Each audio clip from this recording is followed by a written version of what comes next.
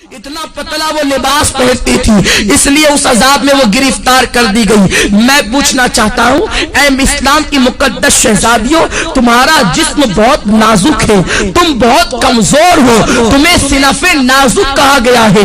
مرد تو مرد ہے، اگر اللہ اپنا عذاب پتھر اور پہاڑوں پر ڈال دے تو پہاڑ بھی اللہ کے عذاب کو برداشت نہیں کر سکتے۔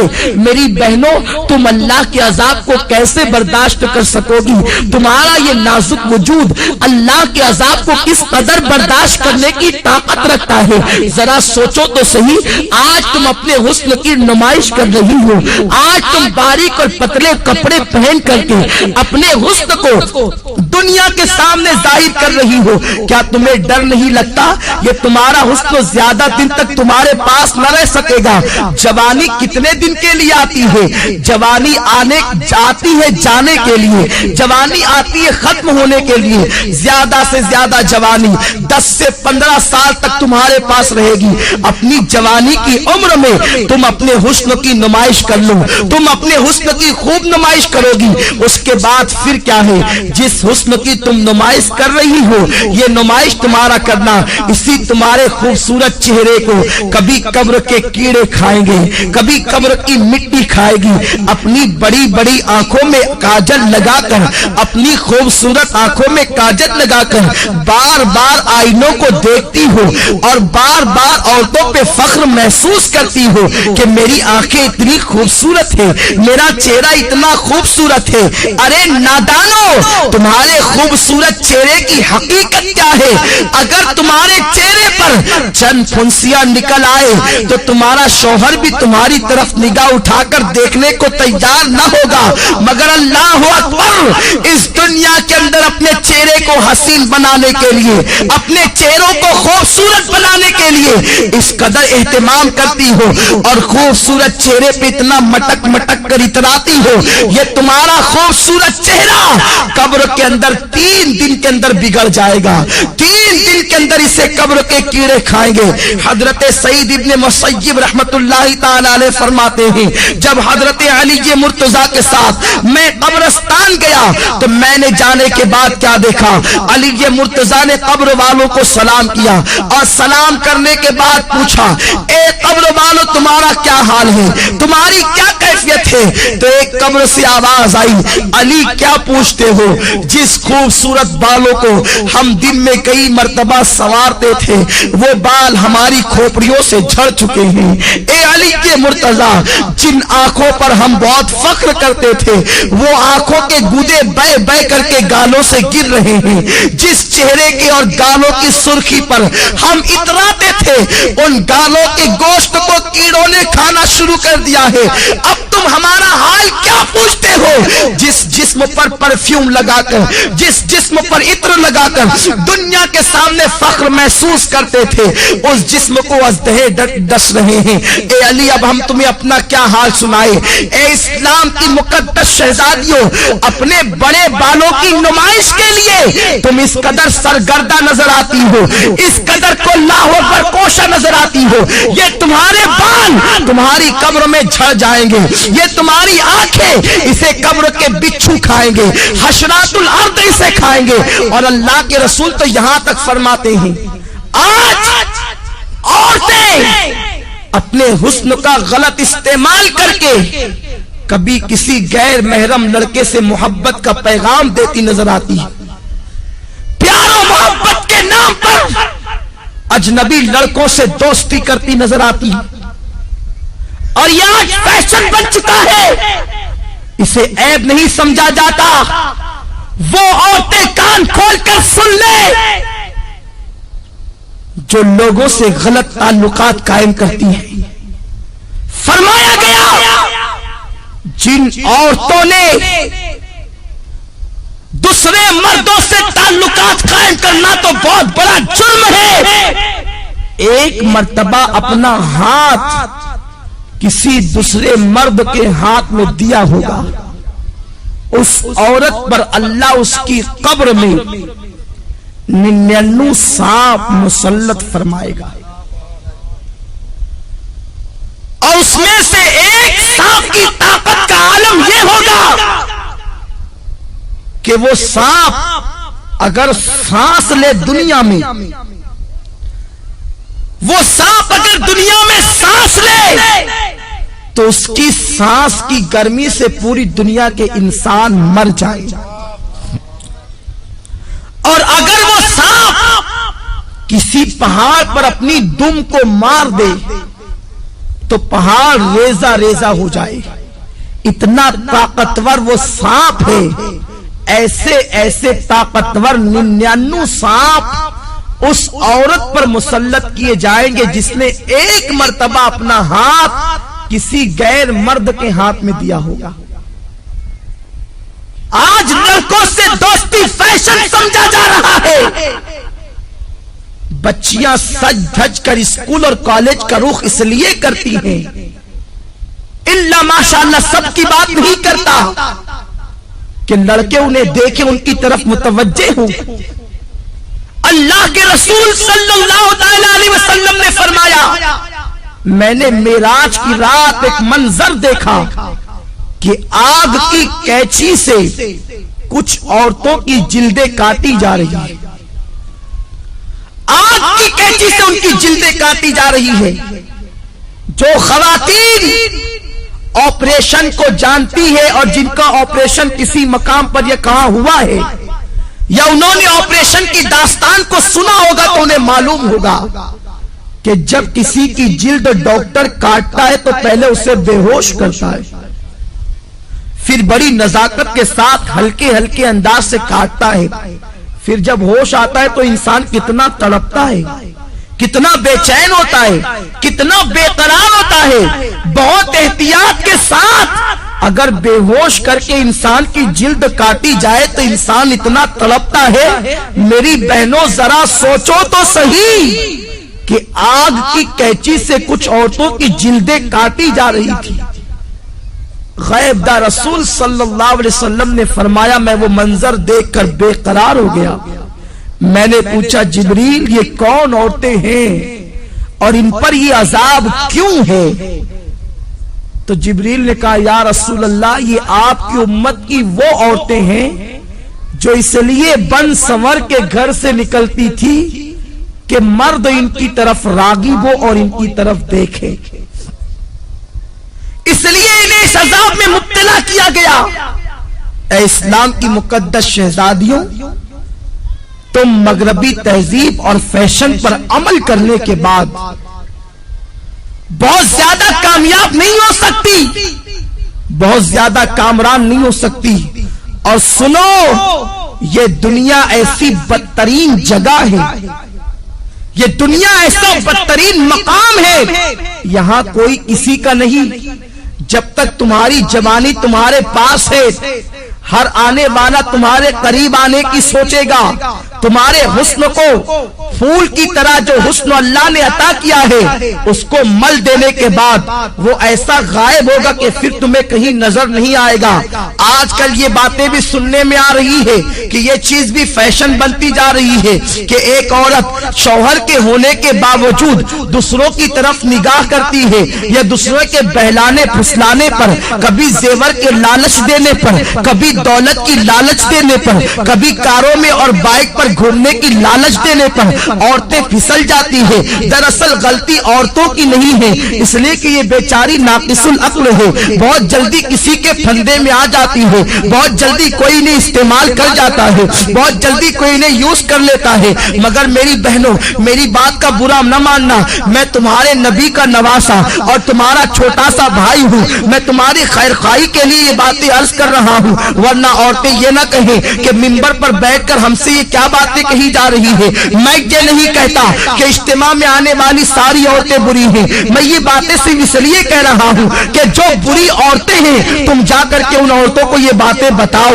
تاکہ وہ استعمال ہونے سے بچ جائیں، تاکہ وہ غلط کاموں سے بچ جائیں۔ میری بہنوں، میں تم سے پوچھنا چاہتا ہوں، تمہارے پاس جوانی زیادہ دن تک رہنے والی نہیں ہے، 10 سے 15 سال تک تمہاری جوانی تمہارے پاس رہے گی۔ اور سنو، اللہ کے رسول صلی اللہ تعالی علیہ وسلم نے فرمایا، عورتوں کا سب سے सबसे बड़ा जेवर औरत की शर्म और हया है। जो औरत जितनी बाहया है वो औरत उतनी ज्यादा मुअज़्ज़ज़ है, वो औरत उतनी ज्यादा मुकर्रम है। सुनो, अगर तुम्हारा शौहर गरीब है, अगर तुम्हारा शौहर बहुत ज्यादा नादार और मुफलिस है, तब भी उसी शौहर के साथ वफादारी करो, उसके साथ गद्दारी मत करो। अगर कोई इंसान कितना ही जेवर का लालच दे, कितनी दौलत का लालच दे, कितने ही कारों में बाइक पे घूमने फिरने का लालच दे, कभी किसी की तरफ निगाह उठाकर न देखना। इसलिए कि अगर दुनिया के अंदर किसी के जेवर के लालच में फंसकर, अगर किसी दुनियादार इंसान की लालच में आकर तुम अपनी आबरू का सौदा कर बैठोगी, तुम अपनी इज्जत का सौदा कर बैठोगी, सब कुछ चला जाएगा। दुनिया में इज्जत भी चली जाएगी और आखिरत में तुम जहन्नम का ईंधन बनोगी। और अगर तुमने अपनी इज्जत को संभाल कर रखा, अपनी हया को संभाल कर रखा और गरीब शौहर के साथ तुमने वफादारी के साथ अपने शौहर के साथ वफादारी की, तो नबी का फरमान सुनो। मेरे आका फरमाते हैं, जो औरत अपने गरीब शौहर के साथ वफादारी के साथ रहती है, अपनी आबरू का सौदा नहीं करती, ऐसी औरत को अल्लाह मेरी बेटी फातिमा के साथ बगैर हिसाब किताब जन्नत में दाखिल फरमाएगा।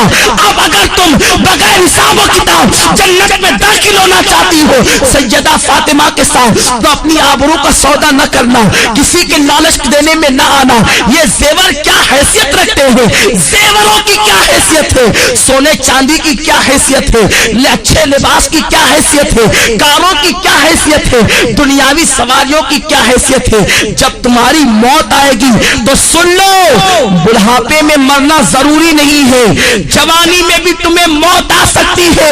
अल्लाह अकबर। जब तुम्हें मौत आएगी, अगर तुमने अपनी हया को बेचकर जेवरात हासिल किए होंगे, यही जेवरात तुम्हारे बदन से निकाल लिए जाएंगे।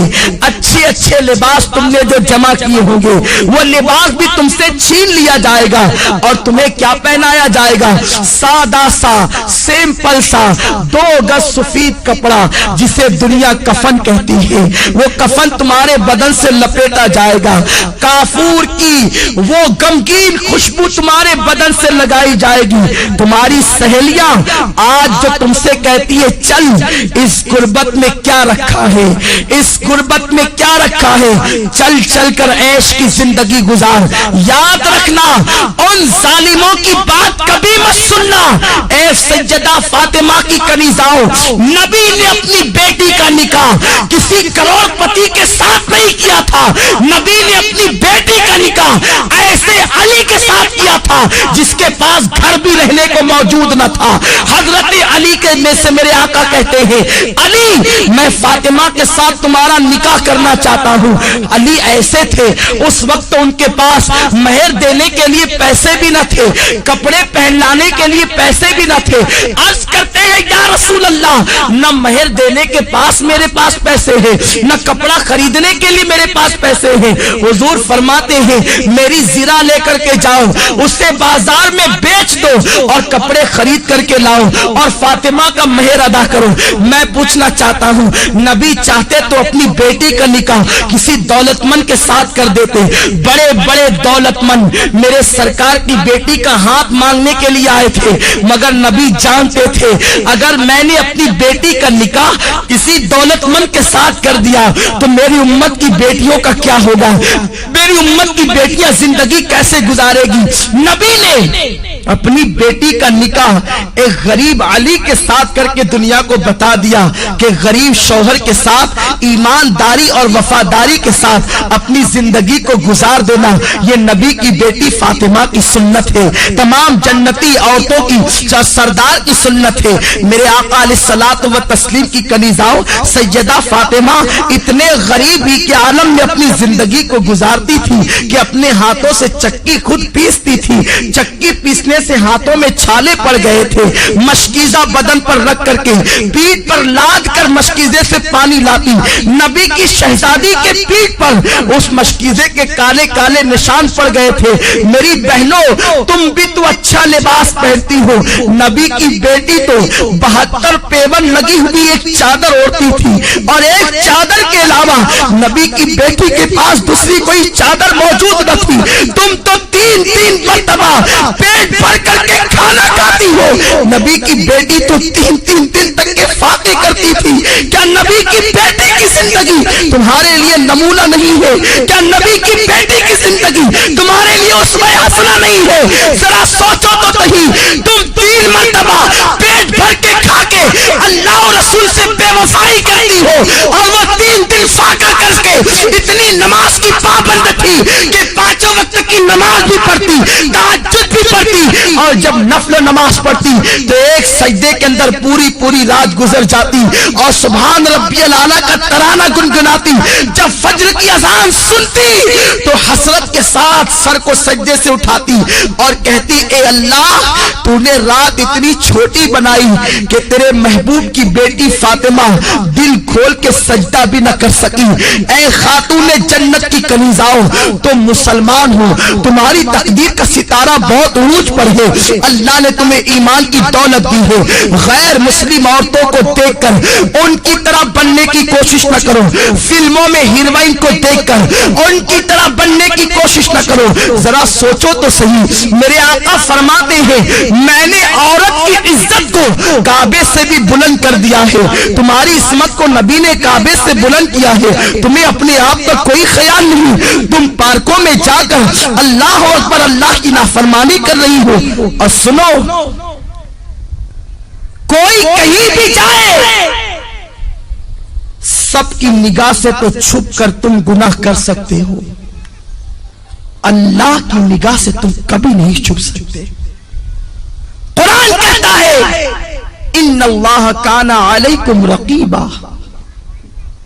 तुम जहां कहीं हो, अल्लाह तुम पर सख्त निगरानी फरमा रहा है। दूसरे मकाम पर मेरे रब ने फरमाया, वत्तकुल्लाह इन्नल्लाह खबीरुम बिमा तामलून। अल्लाह से डरो कि वो तुम्हारे एक एक पल की खबर रखता है। और ये भी सुन लो मेरी बहनों, अगर तुमने अल्लाह से डर कर गुनाहों से तौबा कर ली तो अल्लाह के रसूल फरमाते हैं, जो अल्लाह से डरता है अल्लाह उसे सबसे बेनियाज कर देता है। अल्लाह मोहताजी को दूर कर देता है। जो अल्लाह से डरता है अल्लाह उसे ऐसी जगह से रोजी अता करता है जहां पर उसका गुमान भी नहीं जाता। आओ, मैं आपको इस्तिकामत फी दीन के हवाले से और अल्लाह के खौफ के हवाले से एक बड़ी प्यारी हिकायत पेश करूं। इमाम याफई अलैहि रहमत व रिदवान फरमाते हैं, मेरी बहनें गौर से सुने और अल्लाह का खौफ अपने दिल के अंदर पैदा करें। जब एक औरत अल्लाह से डर कर गुनाहों को तर्क कर देती है तो अल्लाह उसके मकाम को कितना बुलंद फरमा देता है। इमाम याफई रहमतुल्लाह ताला अलैह फरमाते हैं, 2 दोस्त थे, दोनों में बहुत ज्यादा प्यार और मोहब्बत थी, एक दूसरे से बड़ी मोहब्बत करते थे, मगर एक नौजवान की कैफियत यह थी कि वो जलते हुए अंगारों में हाथ डाल देता, उसके हाथ पर आग असर नहीं करती थी। वो जलते हुए कड़ाहों में हाथ डाल देता, तेल की कड़क उसके हाथ पर असर नहीं करती थी। वो बड़े बड़े अंगारे हाथ से पकड़ लेता, आग उसके हाथ को नहीं जलाती थी। लोग हैरान रहते थे, आखिर इसके अंदर खुसूसियत क्या है, इसकी खासियत क्या है कि आग इसके हाथ पर असर नहीं करती। एक मर्तबा उसका जो बहुत ज्यादा करीबी दोस्त था, उसने पूछा, यार जरा ये तो बता, आखिर आग तेरे हाथों को क्यों नहीं जलाती है? तू आग को हाथ में ले लेता है, आग तेरे हाथ पे असर क्यों नहीं करती है? ये तो बहुत ताज्जुब की बात है। उस नौजवान ने कहा, ये बहुत बड़ा राज है दोस्त, मैं नहीं बता सकता। आखिरकार उसने बहुत ज्यादा प्रेशर किया और फिर उस दोस्त ने कहा, सुन ले, अगर तू मेरे इस राज की बात को सुनना चाहता है तो सुन। मेरी बहनों से कहता हूं, मेरी बहनों तुम बहुत غور سے اس حکایت کو سنو، شاید یہی حکایت آپ کی زندگی کے اندر انقلاب پیدا کر دے۔ وہ نوجوان کہتا ہے میرے بھائی دراصل معاملہ یہ ہے، میں نوجوان تھا، میں نے جوانی کی دہلیز پہ قدم رکھا، میرے پاس حسن بھی تھا، میرے پاس دولت بھی تھی، میرے پاس سب کچھ تھا، میں بڑے مالدار باپ کا بیٹا تھا۔ جب میں نے جوانی کی دہلیز پہ قدم رکھا تو مجھے عیاشیوں کی فکر ہوئی۔ ظاہر سی بات ہے جب انسان کے پاس دولت آتی ہے تو وہ عیاشی کی طرف بڑھتا ہے، وہ کسی نہ کسی کی عصمت کا سودا کرنے کا سوچتا ہے۔ وہ نوجوان کہتا ہے ایک رات میں کھانا کھا کے گرمیوں کے موسم میں اپنے گھر کے اوپر کے چھت پر ٹیرس پر گھوم رہا تھا، ٹہل رہا تھا، میں نے کیا دیکھا کہ میرے گھر کے سامنے ایک بہت خوبصورت لڑکی ٹہل رہی ہے۔ جب میں نے اس لڑکی کو دیکھا تو اس سے میرے دل میں محبت پیدا ہو گئی، میں نے اس لڑکی سے گفتگو کرنا چاہیے۔ میں نے اس لڑکی سے کہا تجھے جتنی دولت چاہیے لے لے، مگر تو میرے ساتھ میں جیسا کہوں ویسا ہی کرنا۔ مگر وہ لڑکی کوئی معمولی لڑکی نہیں تھی، وہ آج کل کی آوارہ لڑکیوں کی طرح، آج کل کی اسکول اور کالج کی اپنی مرضی سے جینے والی لڑکیوں کی طرح لڑکی نہیں تھی۔ اس لڑکی کے ماں باپ نے اس کی پرورش ٹی وی اور وی سی آر کے سائے میں نہیں کی تھی، بلکہ وہ لڑکی ایک نیک اور پرہیزگار ماں باپ کی بیٹی تھی۔ اس کے ماں باپ نے اس کی پرورش جو ہے وہ ناولوں کے سائے میں، ہیروئن اور ہیرو کی زندگی کے سائے میں نہیں بلکہ سیدہ فاطمہ کے کردار کے سائے میں کی تھی، قرآن مقدس کی تعلیم کے سائے میں کی تھی۔ جب اس لڑکی کے سامنے اس نوجوان لڑکے نے دولت کو پیش کر کے اس کی عصمت کا سودا کرنا چاہا تو لڑکی نے بڑا پیارا جواب دیا، اے نوجوان لذت کے لیے گناہ مت کر، لذت چلی جائے گی گناہ باقی رہ جائے گا۔ لذت کے لیے گناہ مت کرو، یہ لذت چلی جانے والی چیز ہے، اور گناہ ایک مرتبہ گناہ کے دفتر میں لکھ دیا گیا وہ ہمیشہ باقی رہے گا۔ ارے ایک گناہ کا عذاب انسان برداشت نہیں کر سکتا، انسان ہزاروں گناہ کرتا۔ قرآن کہتا ہے اِنَّ بَطْشَ رَبِّكَ لَشَدِيدٌ، تیرے رب کی پکڑ بڑی سخت ہے۔ اے میری بہنوں کم از کم اپنے آپ سے تو تم محبت کر لو، اللہ کا عذاب بڑا خطرناک ہے۔ ساری دنیا مل کر اس کے ایک چھوٹے سے عذاب کو برداشت نہیں کر سکتی، تم اتنے گناہ کر کے اتنے بے باکی کے ساتھ زندگی گزارتے ہو، تمہیں اللہ کا ڈر نہیں ہے، تمہیں مرنا نہیں ہے، کہ تمہیں قبر میں نہیں جانا ہے۔ وہ نوجوان کو اس لڑکی نے کہا لذت کے لیے گناہ مت کر، لذت چلی جائے گی گناہ باقی رہ جائے گا۔ وہ نوجوان کہتا ہے میں اس لڑکی کے پیچھے لگا رہا، وہ لڑکی مجھے اللہ سے ڈراتی رہی۔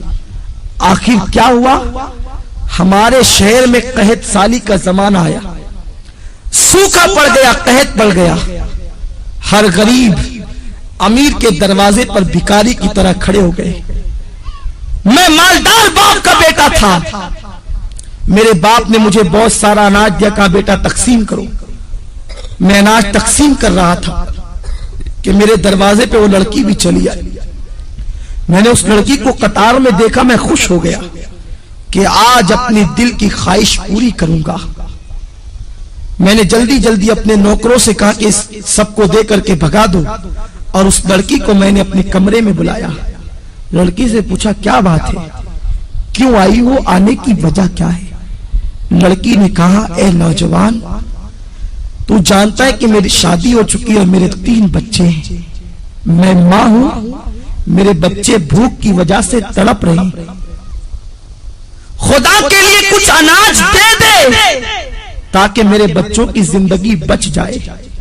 اس نوجوان نے کہا اے لڑکی میں تیرے قدموں میں دولت کا اور اناج کا انبار لگا دوں گا، تو ایک مرتبہ میرے دل کی تمنا کو پورا کر۔ لڑکی نے کہا تیرے دل کی تمنا کیا ہے؟ تو اس نوجوان نے کہا کہ میں تیرے ساتھ زنا کرنا چاہتا ہوں۔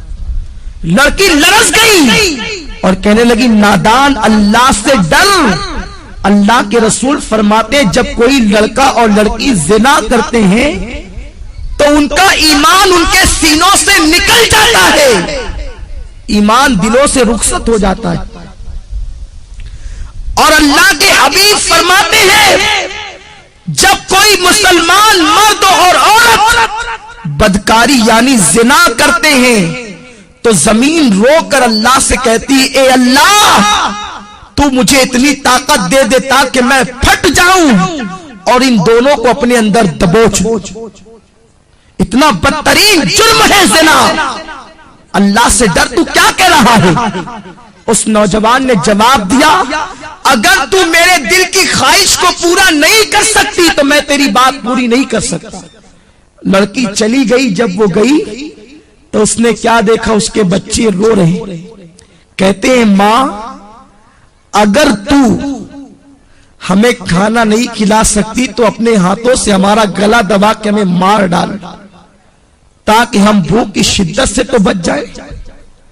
میری بہنوں ذرا سوچو، ایک ماں کے سامنے جب بچے زندگی اور موت کی بھیک مانگ رہے ہوں گے تو اس ماں کی ممتا نے کیا کہا ہوگا؟ لڑکی نے سوچا بچوں کی تین بچوں کی زندگی ایک طرف ہے اور زنا ایک طرف ہے. اگر میں زنا کر لوں اور اناج حاصل کر کے بچوں کو کھلا دوں میرے بچے تو بچ جائیں گے، بعد میں توبہ کر لوں گی. توبہ کا دروازہ تو کھلا ہے. اور یہ کہہ کے وہ چل پڑی. یہ شیطان کا سب سے خطرناک جال ہے کہ ابھی تو گناہ کرو بعد میں توبہ کر لیں گے. ہمیشہ سوچو تمہارے پاس گارنٹی کیا ہے کہ تمہیں گناہ کرنے کے بعد توبہ کا موقع ملے گا؟ کیا گناہ کرتے کرتے مر گئے تو کیا ہوگا؟ ہمارے محلے کی بات ہے. ایک خاتون رات 12 بجے کے بعد فلم دیکھ رہی تھی. گھر میں اکیلے تنہا بیٹھے فلم دیکھتے دیکھتے اس کا انتقال ہو گیا. پورے محلے میں ہنگامہ ہو گیا کہ اس عورت کا انتقال فلم دیکھتے دیکھتے ہوا. محلے کے 80% لوگوں نے اس کا جنازہ نہیں پڑھا اور آج بھی دنیا اس پہ لعنت و ملامت کر رہی ہے. کہیں ایسا تو نہیں کہ کوئی گناہ کرتے کرتے آپ کو ہی موت آ جائے اور ساری دنیا قیامت تک آپ کا ذکر کر کے آپ کو ملامت کرے؟ تو یہ مت سوچنا کہ گناہ کرنے کے بعد توبہ کا موقع مل جائے گا. اگر گناہ کرتے کرتے موت آ گئی تو کیا ہوگا؟ میرے آقا فرماتے ہیں جو جس حال میں مرے گا اسی حال میں اٹھایا جائے گا. اگر گناہ کرتے کرتے مرو گے تو اسی کیفیت میں اٹھائے جاؤ گے. تو بہرحال وہ لڑکی چل پڑی. مختصر عرض کر رہا ہوں. رستے میں آئی تو اس لڑکی نے سوچا کہ اگر میں گناہ کر لوں اور بچوں کی زندگی نہ بچے تب اگر اللہ چاہے تو وہ کھانے کے بعد بھی مر سکتے ہیں. ضروری تو نہیں کہ کوئی بھوکا ہی مرے، کھانے کے بعد بھی بچے مر سکتے ہیں. تو بچوں کی زندگی کے لیے اپنی عصمت پر داغ کیوں لگاؤں؟ جس رسول کے صدقے مجھے عزت ملی، وقار ملا، زندگی ملی، میں اس رسول کا دل کیوں دکھاؤں؟ یہ سوچ کر وہ گئی اور نوجوان سے کہا میرے بچوں پہ رحم کر کے کچھ دے دے. تو اس نے کہا تو میری دل کی خواہش پوری کر، میں تیری خواہش پوری کر دوں گا. لڑکی نے کہا اے نوجوان کان کھول کے سن لے، اپنے ایک ایک بچے کو بھوک سے تڑپ تڑپ کر مرتا دیکھنا تو گوارا کر لوں گی مگر نبی کی نافرمانی نہیں کروں گی، کبھی گناہ کی طرف نہیں جاؤں گی. یہ کہہ کر وہ لڑکی پلٹ گئی اور آ کر حضرت فاطمہ کی سنت کو ادا کیا. وضو کیا اور سر سجدے میں رکھ کر کہتی ہے مولا تو نے کہا ہے گناہ سے بچنے کے لیے میں بچ گئی، اب میرے بچوں کی زندگی بچانا تیرے کرم کا کام ہے. ادھر یہ دعا کر ہی رہی تھی، ادھر دروازے پہ دستک ہوئی. دروازہ کھول کے دیکھا تو وہی نوجوان اپنے نوکروں کے ساتھ کھڑا ہے. اس کے ہاتھوں میں بہت سارے روپیوں کے تھال اور اناج موجود ہے، کھانا موجود ہے. لڑکی نے کہا کیا بات ہے، کیوں آئے ہو؟ اس نوجوان نے کہا اے عورت تو غریب بھوکی پیاسی ہو کر اللہ سے اتنا ڈرتی ہے تو مجھے مالدار ہو کر اللہ سے کتنا ڈرنا چاہیے. میرا دل تیرے تقوی اور پرہیزگاری کی وجہ سے بدل گیا. آج کے بعد میں تجھے اپنی بہن مانتا ہوں. سارے ناپاک ارادوں سے میں نے توبہ کر لی. یہ لے میری طرف سے تحفہ قبول فرما اور اپنے بچوں کو کھلا دے۔ اس لڑکی نے کہا رک جا، پھر سجدہ کیا اور کہتی ہے اے اللہ، یہ نوجوان اگر اپنے قول میں سچا ہے، یہ اگر صحیح کہتا ہے تو یہ تیری بندی تیری بارگاہ میں دعا کرتی ہے کہ تو اس پر دنیا کی آگ بھی حرام کر دے اور جہنم کی آگ بھی حرام کر دے۔ وہ نوجوان کہتا ہے وہ اللہ سے ڈرنے والی بندی کی دعا کا اثر ہے کہ جیسے میں آگ میں ہاتھ ڈال دیتا ہوں تو آگ میرے ہاتھوں پر اثر نہیں کرتی، اس کی دعا میں اتنی تاثیر کہ اس نے مجھے دعا دے دی تو میں دنیا کی آگ کو پکڑتا ہوں تو آگ میرے ہاتھوں پر اثر نہیں کرتی۔ مجھے امید ہے کہ جہنم کی آگ بھی میرے جسم پہ اثر نہیں کرے گی۔ میری بہنوں ذرا سوچو تو صحیح، اگر ایک عورت گناہ سے بچے، ایک عورت اگر برائی سے بچے تو اس کی دعا میں اتنی تاثیر پیدا ہو جائے کہ اگر وہ کسی کے لیے دعا کر دے کہ تیرے ہاتھ پر دنیا کی آگ اثر نہ کرے تو دنیا کی آگ اسے جلا نہیں سکتی، تو خود اس بندی کے وجود کا عالم کیا ہوگا، خود اس بندی کی شان و شوکت کا عالم کیا ہوگا۔ تو میری بہنوں تم اپنے مقام کو پہچانو، تم نبی کی امتی ہو، تم سرکار کی کنیز ہو، تم سیدہ فاطمہ کے نقش قدم پر چلنے کے لیے پیدا کی گئی ہو۔ اپنی عصمت و آبرو کو سمجھو اور اپنی آبرو کا سودا نہ کرو۔ اور چلتے چلتے آخری بات بتا دوں، اگر کوئی میری بہن غلطی سے کوئی گناہ کر چکی ہے تو وہ پریشان نہ ہو، آج بھی توبہ کا دروازہ کھلا ہوا ہے، صدق دل سے توبہ کر لو۔ ابھی تھوڑی دیر کے بعد یہاں پر دعا ہوگی، ذکر ہوگا، اس میں چند آنسو بہا کے توبہ کر لو، اللہ تمہاری توبہ کو قبول فرما لے گا۔ میرے آقا فرماتے ہیں التائب من الذنب کمن لا ذنب لہ، کہ گناہ سے توبہ کرنے والا ایسا ہے جیسے اس نے گناہ کیا ہی نہیں۔